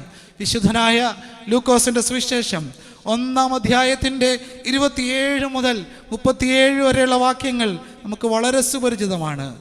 കന്യക മറിയാം അമ്മയുടെ മുമ്പാകെ ഗബ്രിയേൽ മാലാഖ പ്രത്യക്ഷപ്പെട്ടിട്ട് പറയുകയാ, കർത്താവ് നിന്നോട് കൂടെ, കർത്താവ് നിന്നോട് കൂടെ. ഇമ്മാനുവേൽ, ഗോഡ് വിത്ത് അസ്, ദൈവം നമ്മോട് കൂടെ. നീ ഗർഭം ധരിച്ച് ഒരു മകനെ പ്രസവിക്കും. ഉടനെ കന്യക മറിയാം അമ്മയുടെ മാനുഷികമായ പരിമിതി കൊണ്ട് അമ്മ ചോദിച്ചു, പുരുഷനെ അറിയാത്ത എനിക്കെങ്ങനെ സാധിക്കും? മനുഷ്യന്റെ ബുദ്ധി ഇത്ര മാത്രമേ ഉള്ളൂ. പക്ഷേ ദൈവത്തിൻ്റെ മാലാഖ ഇങ്ങനെയാ പറഞ്ഞത്, ദൈവത്തിന് ഒരു കാര്യവും അസാധ്യമല്ല. ദൈവത്തിനൊരു കാര്യവും അസാധ്യമല്ല. ദൈവത്താൽ അനുഗ്രഹിക്കപ്പെട്ടവരെ, ഈ കാലഘട്ടത്തിൽ നമ്മളേറെ ചിന്തിക്കേണ്ടതാണ് മനുഷ്യൻ്റെ ബുദ്ധിയും ദൈവത്തിൻ്റെ പദ്ധതിയും. മനുഷ്യൻ്റെ ബുദ്ധിയും ദൈവത്തിൻ്റെ പദ്ധതിയും. മനുഷ്യൻ്റെ ബുദ്ധി എന്ന് പറയുന്നത് എനിക്കും നിങ്ങൾക്കും ഒത്തിരി ആഗ്രഹിക്കുവാൻ കഴിയും. പല കാര്യങ്ങളും എനിക്ക് ആഗ്രഹിക്കുവാൻ കഴിയും. എൻ്റെ ജീവിതത്തിൽ ഇങ്ങനെയൊക്കെ സംഭവിക്കണമെന്നുള്ളത് എൻ്റെ ആഗ്രഹമാണ്. പക്ഷേ ആ ആഗ്രഹങ്ങൾക്കനുസൃതമായിട്ടൊന്നുമല്ല ഒരുപക്ഷെ എൻ്റെ ജീവിതത്തിൽ സംഭവിച്ചുകൊണ്ടേയിരിക്കുന്നത്. ആഗ്രഹിക്കാവുന്നതിന് അപ്പുറമായി ആഗ്രഹിക്കാത്തത് പലപ്പോഴും എൻ്റെ ജീവിതത്തിൽ സംഭവിച്ചുകൊണ്ടേയിരിക്കുകയുമാണ്. ആഗ്രഹിക്കാത്തതൊക്കെ എൻ്റെ ജീവിതത്തിൽ സംഭവിച്ചുകൊണ്ടേയിരിക്കുമ്പോൾ അത് ദൈവ കൃപ തന്നെയാണ്. ചില ആളുകളെങ്കിലും ചിലപ്പോഴെങ്കിലും ഒക്കെ പറയാറുണ്ട്, ചില ആളുകൾക്ക് വേണ്ടി പ്രാർത്ഥിച്ചു, പ്രാർത്ഥന അങ്ങ് വിഫലമായി പോയി. ചിലപ്പോൾ പത്രമാധ്യമങ്ങൾ പോലും വലിയ ഹെഡിങ് ആയി രേഖപ്പെടുത്താറുണ്ട്, പ്രാർത്ഥനകൾ വിഫലമായി പോയി എന്ന്. എന്നാൽ എൻ്റെ ക്രിസ്തീയ ആധ്യാത്മികതയിൽ, എൻ്റെ ക്രിസ്തീയ ജീവിതത്തിൽ ഒരിക്കൽ പോലും എൻ്റെ പ്രാർത്ഥനകൾ വിഫലമായി പോകുന്നില്ല. എൻ്റെ എല്ലാ ആഗ്രഹങ്ങളും എൻ്റെ ബുദ്ധികൾക്കും എൻ്റെ പദ്ധതികൾക്കും അനുസൃതമായി ഈ ഭൂമിയിൽ സാധിക്കുകയുമില്ല. അവിടെയാണ് ഞാനും നിങ്ങളും ബലപ്പെടുത്തേണ്ടുന്ന ഏറ്റവും വലിയ ശക്തി എന്ന് പറയുന്നത് ദൈവത്തിൻ്റെ പദ്ധതിക്ക് വിധേയപ്പെടുക എന്നുള്ളത്. ദൈവത്തിൻ്റെ പദ്ധതി എന്ന് പറയുന്നത് ദൈവത്തോടൊത്ത് സന്തോഷിക്കുക എന്നുള്ളതാണ്. ദൈവത്തിൻ്റെ പദ്ധതി എന്നുള്ളത് ദൈവത്തോടൊപ്പം സന്തോഷിക്കുക എന്നുള്ളതാണ്. അതുകൊണ്ടാണ് കന്യകമറിയാം അമ്മ പറഞ്ഞത്, അവിടുത്തെ ഇഷ്ടം പോലെ എനിക്ക് ഭവിക്കട്ടെ, അവിടുത്തെ ഇഷ്ടം പോലെ എനിക്ക് ഭവിക്കട്ടെ. അവിടുത്തെ ഇഷ്ടം, അവിടുത്തെ സന്തോഷം ഈ ഭൂമിയിൽ നിറവേറുവാൻ ഇതാ ഞാൻ അവിടുത്തെ ദാസി മാത്രമാകുന്നു, ഇതാ ഞാൻ അവിടുത്തെ ദാസൻ മാത്രമാകുന്നു. അവിടെ ദൈവത്താൽ അനുഗ്രഹിക്കപ്പെട്ടവരെ, ദൈവത്തിൻ്റെ പദ്ധതി എന്ന് പറയുന്നത് ദൈവത്തോടൊപ്പം സന്തോഷിക്കുവാനുള്ള എൻ്റെ അനുഭവമായി അതിനെ കാണുവാൻ കഴിയണം. 3, ദൈവത്തിൻ്റെ പദ്ധതി എന്ന് പറയുന്നത് ഒരു മനുഷ്യനെ സംബന്ധിച്ച് കാത്തിരിപ്പാണ്. ദൈവത്തിന് ഒരു ദിവസം 1000 ദിവസം പോലെയും, 1000 ദിവസം ഒരു ദിവസം പോലെയും, ഒരു സംവത്സരം പോലെയുമാണ് എങ്കിൽ ദൈവത്തിൻ്റെ സമയത്തിനു വേണ്ടിയുള്ള കാത്തിരിപ്പാണ് ദൈവത്തിൻ്റെ പദ്ധതി എന്ന് പറയുന്നത്. 4, ദൈവത്തിൻ്റെ പദ്ധതി എന്ന് പറയുന്നത് ഈ കാലയളവിൽ നമ്മളെല്ലാവരും അനുഭവിച്ചറിയുകയാണ്. ദൈവത്തിൻ്റെ പദ്ധതി എന്ന് പറയുന്നത് പരിപാലനം ആണ്, പരിപാലിക്കുകയാണ്. ദൈവത്തിൻ്റെ കൈ എന്നോട് കൂടെ ഉണ്ടാകണമെന്നാണ് യബ്ബേസ് പ്രാർത്ഥിച്ചത്. ദൈവത്താൽ അനുഗ്രഹിക്കപ്പെട്ടവരെ, നമ്മുടെ ആപത്തുകളിലും നമ്മുടെ സങ്കടങ്ങളിലും നമ്മുടെ രോഗങ്ങളിലും ഭാരങ്ങളിലും ക്ലേശങ്ങളിലുമെല്ലാം ദൈവം എത്രമാത്രം നമ്മെ കരുതുകയും പരിപാലിക്കുകയും ചെയ്തുകൊണ്ടിരിക്കുകയാണ്. അവിടെയാണ് അവനോടൊപ്പം സന്തോഷിച്ച് ആനന്ദത്തിൻ്റെ വലിയ അനുഭവത്തെ കാത്തിരിക്കുവാനായിട്ട് എനിക്കും നിങ്ങൾക്കും കഴിയേണ്ടത്. ഡോക്ടർ APJ അബ്ദുൽ കലാം അദ്ദേഹം പറഞ്ഞു, എനിക്ക് ഈ ഭൂമിയിൽ എന്തെങ്കിലും അവകാശങ്ങളുണ്ടെങ്കിൽ അതൊന്നു മാത്രമാണ്, ദൈവത്തിൻ്റെ പരിപാലനം, ദൈവത്തിൻ്റെ കൃപ, ദൈവത്തിൻ്റെ പരിപാലനം. ലോകം മുഴുവൻ പോയി പ്രസംഗിക്കുകയും പഠിപ്പിക്കുകയും അറിവുകൾ നേടുകയും ചെയ്ത ഒരു വലിയ മഹാനായ മനുഷ്യൻ പറയുകയാണ്, എനിക്ക് മക്കളില്ല, എനിക്ക് കൊച്ചുമക്കളില്ല, എനിക്ക് പറയുവാൻ തലമുറകളൊന്നുമില്ല, എനിക്കൊന്നിനെക്കുറിച്ചും പറയുവാനില്ല. പക്ഷെ പറയുവാനുള്ളത് ഞാൻ പ്രസംഗിച്ചു കൊണ്ടിരിക്കുകയാണ്. യുവാക്കളോട്, കുഞ്ഞുങ്ങളോട്, വളർന്നു വരുന്ന തലമുറയോട് ഞാൻ പ്രസംഗിച്ചു കൊണ്ടേയിരിക്കുകയാണ്. എന്ത്? ദൈവത്തിൻ്റെ പരിപാലനമാണ് എൻ്റെ ജന്മത്തിൻ്റെ അവകാശം. അദ്ദേഹത്തിൻ്റെ ജീവിത അവസാനം നമ്മളെല്ലാവരും കണ്ടതാണ്. പ്രസംഗിച്ചു കൊണ്ടിരിക്കുമ്പോൾ അദ്ദേഹം കുഴഞ്ഞു വീണ് മരിക്കുകയാണ്. ദൈവത്തിൻ്റെ പരിപാലനവും ദൈവത്തിൻ്റെ കൃപയുമൊക്കെ ഒരു മനുഷ്യൻ അനുഭവിച്ച് അറിയുകയാണ്. നന്മയുള്ള ജീവിതം, സുഹൃതമുള്ള ജീവിതം, ദൈവത്തിൻ്റെ പരിപാലനവും ദൈവത്തിൻ്റെ കാവലും ദൈവത്തിൻ്റെ പദ്ധതിയും ദൈവത്തോടുള്ള സന്തോഷവും തൻ്റെ ജീവിതം കൊണ്ട് പൂർണ്ണമായിട്ടും അനുഭവിച്ച് അറിയുകയാണ്. അതുകൊണ്ട് യബ്ബേസ് പ്രാർത്ഥിക്കുകയാണ്, എനിക്ക് അനർത്ഥങ്ങളുണ്ട്, ഞാൻ വേദനയിലൂടെ കടന്നു പോകുന്നവനാണ്, ഞാൻ ആപത്തുകളുടെ നടുവിലൂടെ കടന്നു പോകുന്നവനാണ്. പക്ഷേ ദൈവമേ, നിൻ്റെ കരുണ, നിൻ്റെ കൃപ എന്നോട് കൂടെ ഇരിക്കണം. എനിക്ക് പ്രിയപ്പെട്ട ഒരു പെൺകുട്ടിക്ക് അവൾ കുടുംബജീവിതത്തിലേക്കൊക്കെ പ്രവേശിച്ച് കുറച്ച് നാളുകൾ കഴിഞ്ഞപ്പോൾ, അവൾ കേരള ഗവൺമെൻറ്റിൽ ജോലി ചെയ്യുന്ന ആളാണ്. അവളൊരു ദിവസം യാത്ര ചെയ്യുമ്പോൾ, ട്രെയിനിലാണ് തിരുവനന്തപുരത്ത് ജോലിക്കായിട്ട് പോകുന്നത്. മാവേലിക്കരയിൽ നിന്ന് അവൾ ദീർഘദൂരം യാത്ര ചെയ്ത് ഒരു ദിവസം പോകുമ്പോൾ നമുക്ക് ശാരീരികമായ വലിയ പ്രയാസവും ക്ഷീണവും ഉണ്ടായി. ആശുപത്രിയിൽ പോയി തുടർ ചികിത്സയ്ക്ക് വിധേയമായപ്പോൾ ഡോക്ടർമാർ വിധി എഴുതി, അവൾക്ക് ബ്രസ്റ്റ് ക്യാൻസർ ബാധിച്ചിരിക്കുകയാണ്. എന്നാൽ കുറച്ച് നാളുകൾ കഴിഞ്ഞപ്പോൾ അവൾ ഈ ക്യാൻസറിൽ നിന്നൊക്കെ വിമോചിതയായി. വീണ്ടും അവൾ ജോലിയിലേക്ക് പ്രവേശിച്ചു. വീണ്ടും കുറച്ച് കഴിഞ്ഞപ്പോൾ ക്ഷീണവും പ്രയാസങ്ങളും വർദ്ധിക്കുകയാണ്. വീണ്ടും തുടർ ചികിത്സയ്ക്ക് വിധേയമായപ്പോൾ ഡോക്ടർമാർ പറഞ്ഞു, അവളുടെ ബ്രസ്റ്റ് ക്യാൻസർ പൂർണ്ണമായും മാറി, പക്ഷേ ആ ക്യാൻസർ ബ്രെയിനിനെ ബാധിച്ചിരിക്കുകയാണ്. ശാസ്ത്രലോകവും അങ്ങനെയാണ് പലപ്പോഴും പറഞ്ഞിട്ടുള്ളത്. ഞാൻ ആ പെൺകുട്ടിയെ കാണുവാനായിട്ട് തിരുവനന്തപുരം റീജിയണൽ ക്യാൻസർ സെൻ്ററിൽ ചെന്നു. ഞാൻ അവൾ കിടക്കുന്ന മുറിയുടെ വാതിലങ്ങോട്ട് തുറന്നു. ഒരു പ്രാവശ്യം ആ മുഖത്തേക്ക് നോക്കുവാൻ ഞാൻ ആഗ്രഹിച്ചത്. സുന്ദരമായ മുഖം, വിരൂപമായിരിക്കുക, ചെവിയൊക്കെ ഇങ്ങനെ ഒടിഞ്ഞു തൂങ്ങിക്കിടക്കുക, കണ്ണൊക്കെ ഇങ്ങനെ ഉന്തിത്തള്ളിക്കുക, റേഡിയേഷൻ, കീമോതെറാപ്പി. അവളെന്നോട് പറഞ്ഞു, അച്ഛാ ഞാൻ ഇവരോട് പറഞ്ഞത് എന്നെ ഇങ്ങോട്ട് കൊണ്ടുവരണ്ട കൊണ്ടുവരണ്ട കൊണ്ടുവരണ്ട. ദൈവത്താൽ അനുഗ്രഹിക്കപ്പെട്ടവരെ, അവളുടെ അമ്മ പറയും, അവൾ ജീവിതത്തോട് ഏറ്റവും അധികം ചേർത്ത് പിടിച്ചത് വിശുദ്ധ വേദപുസ്തകം.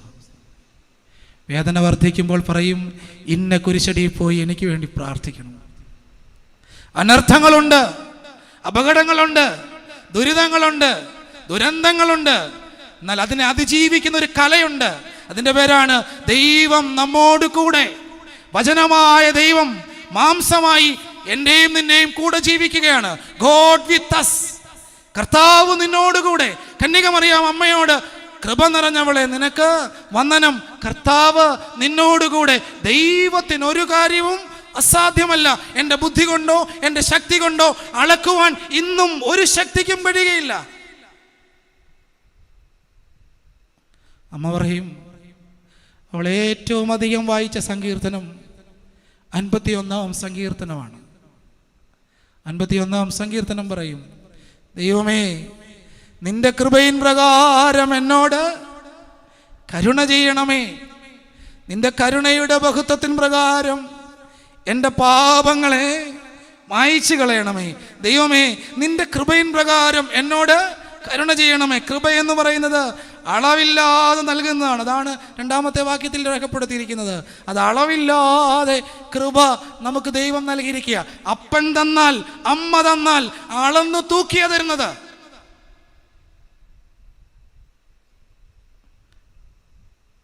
രണ്ട് കിഡ്നി തന്നിരിക്കുക, 2 കണ്ണുകൾ തന്നിരിക്കുക, 2 കാതുകൾ നൽകിയിരിക്കുക. ചില്ലിക്കാശ് എന്നോട് എൻ്റെ തമ്പുരാൻ ചോദിച്ചിട്ടില്ല ഈ നിമിഷം വരെ. ഈ നിമിഷം വരെ. ഇനി ഒരു നിമിഷങ്ങളിലും എൻ്റെ കർത്താവ് എന്നോട് ഇതിൻ്റെ വിലയൊന്നും ചോദിക്കുകയുമില്ല. ഈ നിമിഷം എത്രയോ പേരാണെന്നറിയാമോ കിഡ്നി ട്രാൻസ്പ്ലാന്റ് ചെയ്യാൻ കിട്ടാതെ കിടന്ന് അലച്ചിലോടുകൂടി ജീവിതം കഴിയുന്നവർ.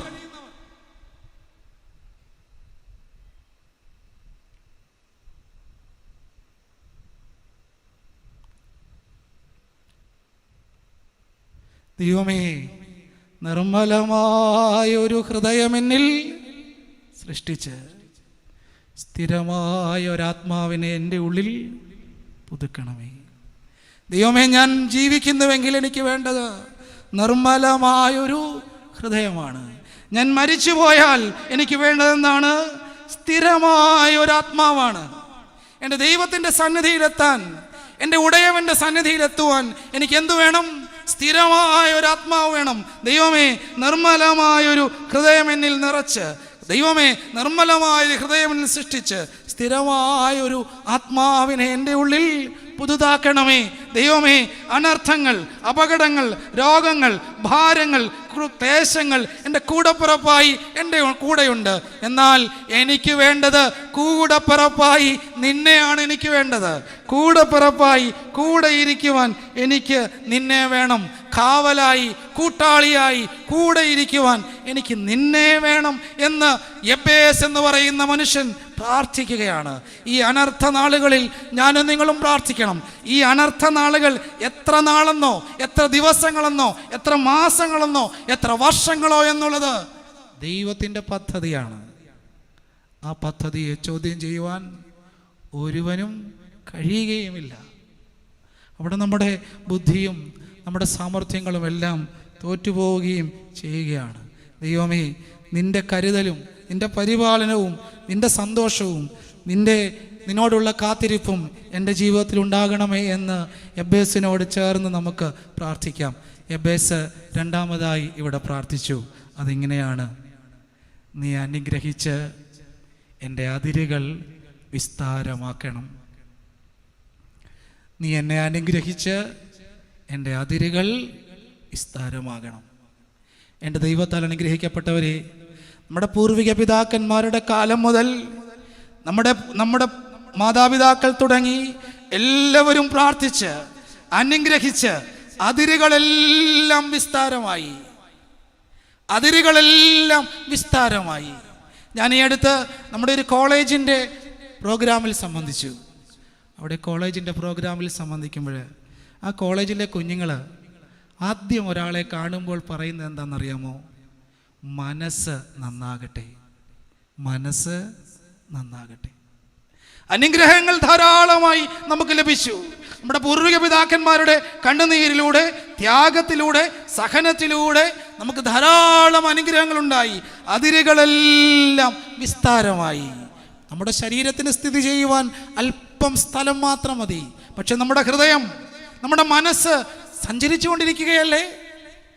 നമ്മളിപ്പോൾ ഈ കസേരയിൽ മാത്രം ഇരിക്കുക ശരീരം, പക്ഷേ നമ്മുടെ മനസ്സിങ്ങനെ സഞ്ചരിച്ചു കൊണ്ടേയിരിക്കുകയാണ്. ആ ഒരു അർത്ഥത്തിലാണ് ഇതിനെ പറയുവാൻ ഞാൻ ആഗ്രഹിക്കുന്നത്. അനുഗ്രഹിച്ച് എൻ്റെ അതിരുകൾ വിസ്താരമാകണം, എൻ്റെ മനസ്സ് അതിവിശാലമാകണം. സങ്കീർത്തനങ്ങൾ 4-ാം സങ്കീർത്തനത്തിൻ്റെ 1-ാമത്തെ വാക്യം നമ്മളെല്ലാ ശയന നമസ്കാരങ്ങളിലും പ്രാർത്ഥിക്കുന്ന സങ്കീർത്തനമാണ്. എല്ലാ ശയന നമസ്കാരങ്ങളിലും നമ്മൾ പ്രാർത്ഥിച്ച് വായിച്ച് ധ്യാനിച്ച് ഉറങ്ങേണ്ടുന്ന സങ്കീർത്തനമാണ് 4-ാമത്തെ സങ്കീർത്തനം. 4-ാമത്തെ സങ്കീർത്തനത്തിൻ്റെ 1-ാമത്തെ വാക്യത്തിൽ രേഖപ്പെടുത്തിയിരിക്കുക: എൻ്റെ നീതിയായ ദൈവമേ, ഞാൻ വിളിക്കുമ്പോൾ ഉത്തരമരുളണമേ. ഞാൻ ഞെരുക്കത്തിലിരുന്നപ്പോൾ നീ എനിക്ക് വിശാലത വരുത്തി. എന്നോട് കൃപ തോന്നി എൻ്റെ പ്രാർത്ഥന കേൾക്കണമേ.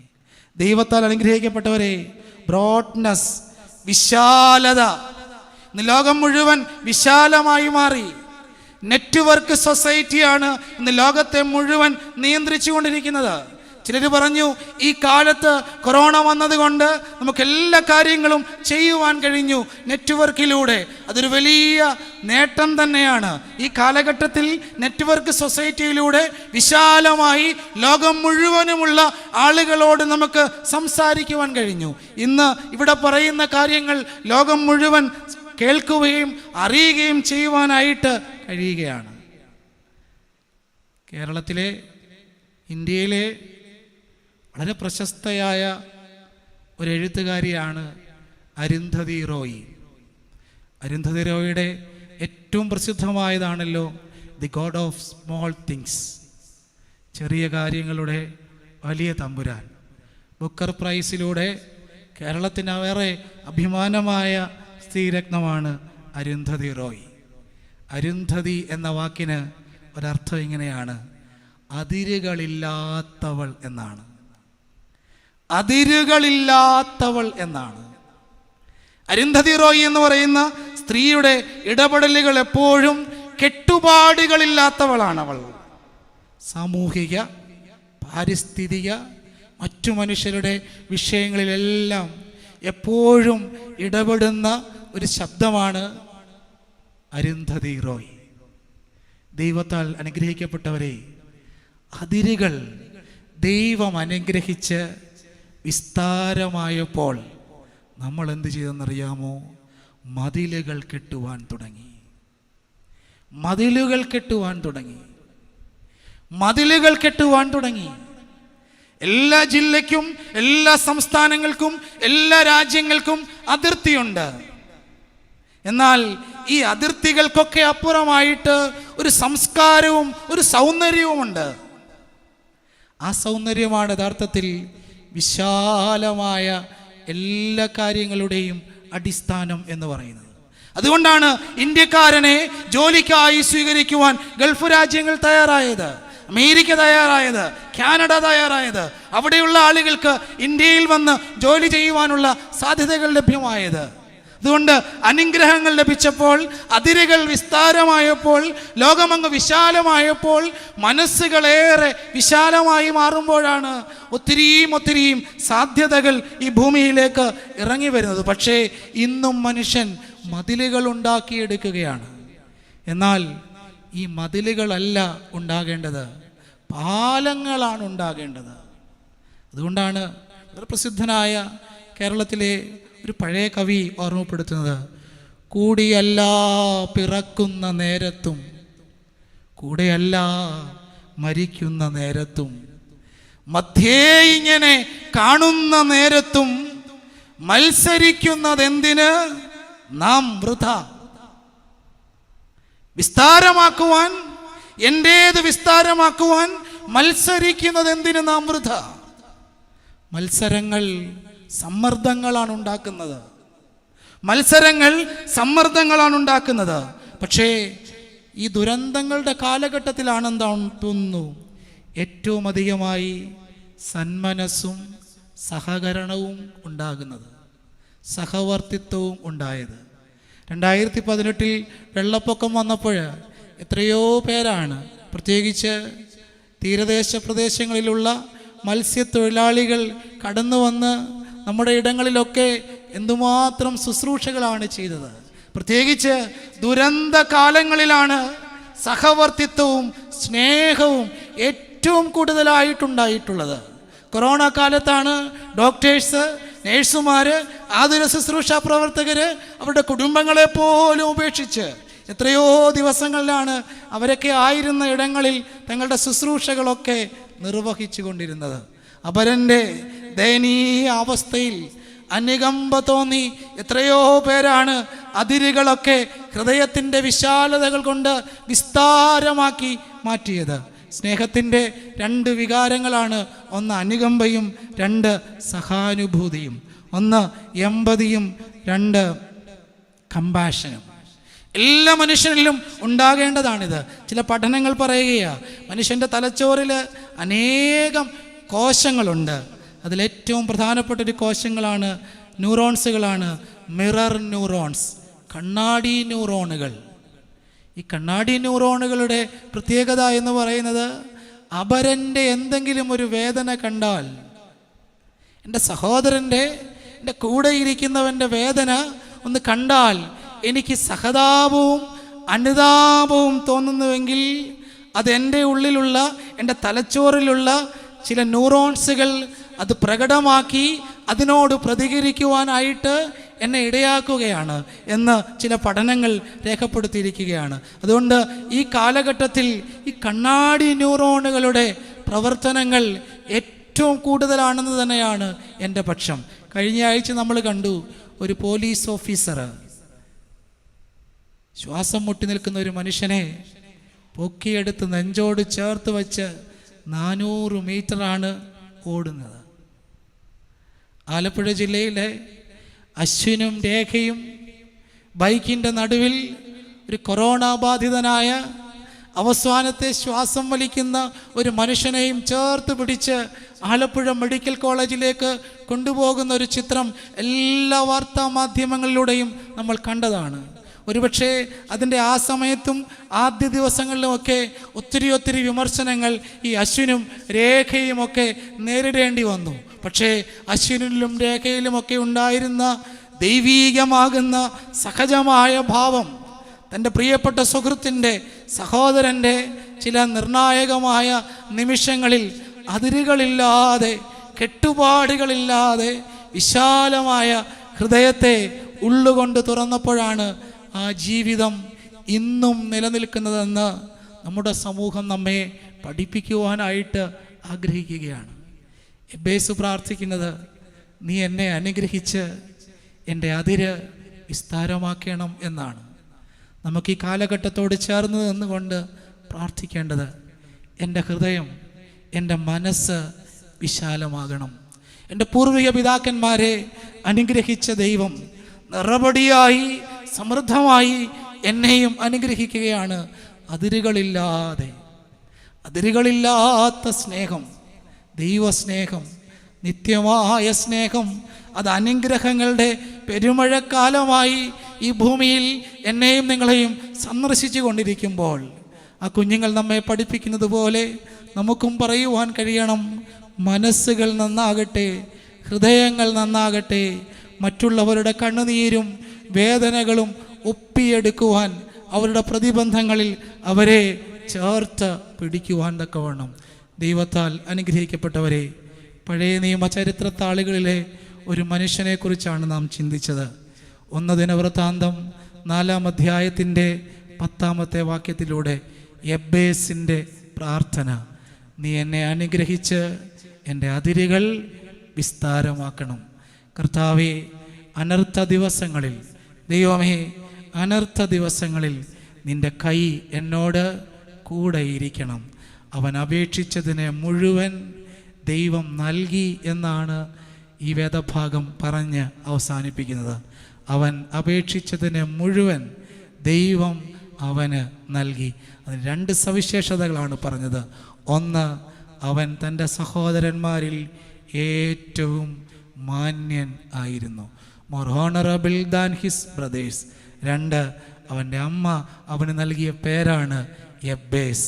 നീ എൻ്റെ വേദനയുടെ പുത്രൻ, നീ എൻ്റെ വ്യസനത്തിൻ്റെ പുത്രൻ, അതുകൊണ്ട് നീ യബ്ബേസ് എന്ന് പേർ വിളിക്കും. അതുകൊണ്ട് ദൈവത്താൽ അനുഗ്രഹിക്കപ്പെട്ടവരെ, ആരെങ്കിലും വേദനയോടെ, അതിതീവ്രമായ വേദനയോടെ പരിഹാസത്തിൻ്റെ തുപ്പലുകൾ ഏൽക്കുന്നുവെങ്കിൽ, പരിഹാസങ്ങളും തുപ്പലുകളും ഒക്കെ ഏറ്റ് നമുക്ക് വേണ്ടി പ്രാണനായി തീർന്ന, ത്യാഗം വരിച്ച ഒരു ജീവനുള്ള ദൈവം ഇന്നും നമ്മുടെ നിലവിളി കേട്ട് നമ്മൾ അപേക്ഷിക്കുന്നതിനെ മുഴുവൻ അവൻ്റെ പദ്ധതിയിൻ പ്രകാരം, അവൻ്റെ ഇഷ്ടത്തിൻ പ്രകാരം നിറവേറ്റുവാൻ ആഗ്രഹിക്കുന്നു.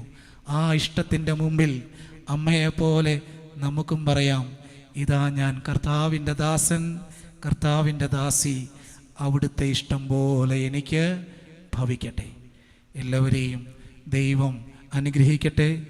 ഈ വിശുദ്ധമായ സുവിശേഷത്തിൻ്റെ ശുശ്രൂഷയോട് ചേർന്ന് നിൽപ്പാൻ ബലഹീനനായ എന്നെ അർഹനാക്കി തീർത്ത ദൈവത്തിൻ്റെ കാരുണ്യവാനായ ദൈവത്തിൻ്റെ കൃപാകടാക്ഷങ്ങൾക്ക് മുമ്പിൽ സ്തുതികളും സ്തോത്രങ്ങളും ഹല്ലേലൂയകളും അർപ്പിക്കുന്നു. അതിന് കാരണമായി തീരുന്ന എല്ലാ വന്ദ്യരായ പിതാക്കന്മാരോടുമുള്ള സ്നേഹവും ആദരവുകളും നന്ദിയും സമർപ്പിക്കുന്നു. ഇതിൻ്റെ എല്ലാ പ്രിയപ്പെട്ടവരുള്ള സ്നേഹം അറിയിക്കട്ടെ. നിങ്ങളുടെ അനുദിന പ്രാർത്ഥനകളിൽ ഞങ്ങളെയും ഓർക്കാം. നമുക്ക് പരസ്പരം പ്രാർത്ഥിക്കാം, ഒരുമിച്ച് പ്രവർത്തിക്കാം. നല്ല നാളേക്കായി ദൈവം എല്ലാവരെയും വാഴ്ത്തി അനുഗ്രഹിക്കട്ടെ.